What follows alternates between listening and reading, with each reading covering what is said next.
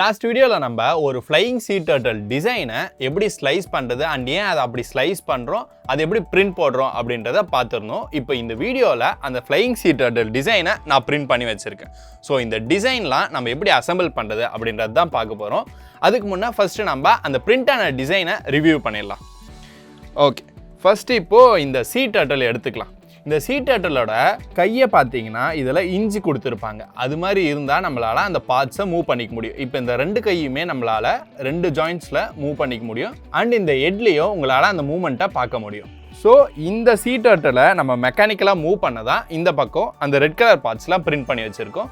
So இதை assemble பண்ணி எப்படி அந்த சீ டர்ட்டிலை பறக்க வைக்கிறது அப்படின்றத இந்த வீடியோவில் பார்க்கலாம்.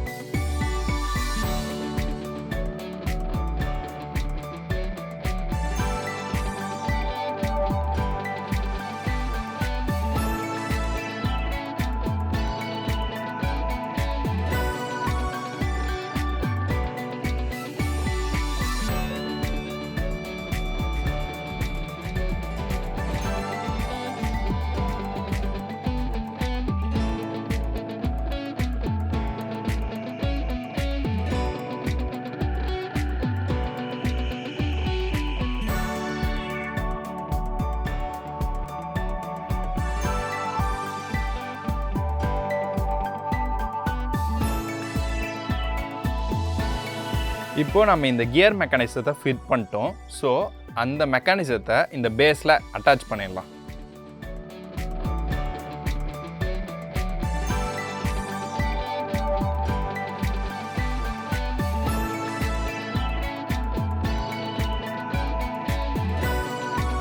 இப்போ நம்ம இந்த பேஸில் இந்த கியரை ஆட் பண்ணிட்டோம். இப்போ இந்த இதை நீங்கள் ரோல் பண்ணும்போது மேலே இருக்க சப்போர்ட்ஸ்லாம் மூவ் ஆகிறது உங்களால் பார்க்க முடியும். இதுதான் நம்ம டர்ட்டிலை பறக்க வைக்க போகுது. இது எப்படி ஒர்க் ஆகுது அப்படின்னு பார்த்தீங்கன்னா இந்த கியர்ஸ் யூஸ் பண்ணி தான் ஒர்க் ஆகுது. நம்மளோட பேஸ் மெக்கானிசத்தை நம்ம இப்போ ஃபிட் பண்ணிட்டோம். ஸோ இதுக்கு மேலே நம்மளோட டர்ட்டிலை ஃபிக்ஸ் பண்ணிக்கலாம்.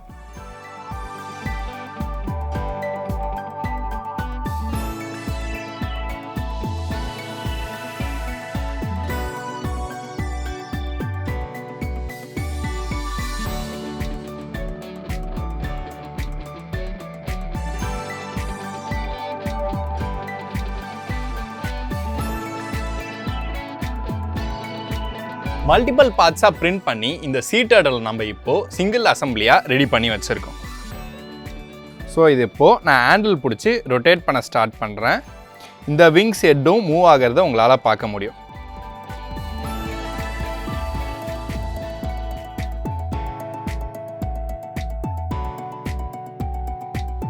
மல்டிபிள் 3D பார்ட்ஸ் யூஸ் பண்ணி ஒரு சிங்கிள் ப்ராடக்ட்டை எப்படி டெவலப் பண்ணுறது அப்படின்றத இந்த மாடியூலில் நம்ம பார்த்துருப்போம். அண்ட் இந்த சீ டர்ட்டில் ரொம்ப சூப்பராக ஒர்க் ஆனதையும் நீங்கள் பார்த்துருப்பீங்க.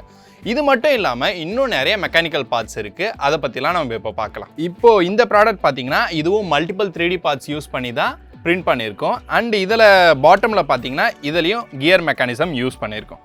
ஸோ இது என்ன ப்ராடக்ட் அப்படின்னு பார்த்தீங்கன்னா இது ஒரு ரொட்டேட்டிங் டேபிள்.